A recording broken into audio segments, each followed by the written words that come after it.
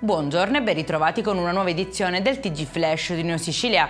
In apertura ombre e dubbi su un misterioso incidente avvenuto a Palermo nel quale è rimasto coinvolto un bimbo di 9 anni attualmente ricoverato in gravi condizioni. Il piccolo sarebbe caduto dalla bici ma sul luogo del sinistro non è stato trovato né il mezzo né segni di un impatto. Anche i genitori non riescono a spiegarsi cosa sia successo, pare che nessuno abbia assistito all'episodio. Le indagini sono ancora in corso per far luce sul caso.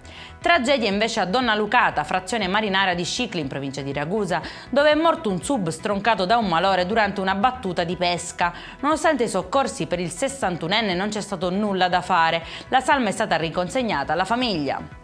Ha archiviato il caso di una coppia, lui di Marsala e lei ucraina, che avevano richiesto la trascrizione nei registri anagrafici italiani di un bambino nato in Ucraina tramite maternità surrogata. Gli avvocati hanno dimostrato l'insussistenza della competenza del giudice italiano e la legalità della pratica nel paese d'origine. Folle fuga in Viale Africa, a Catania finisce con lo scontro con la volante di polizia e 2 arresti. 6 giovani a bordo di 3 motocicli, tutti senza casco, volevano sottrarsi al controllo pensando di farla franca e invece sono finiti in manette.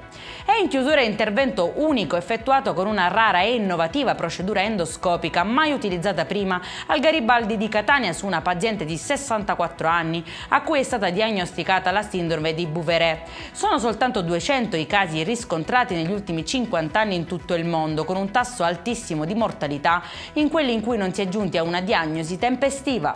Per questa edizione è tutto, prossimo appuntamento alle 19:30. Buona giornata!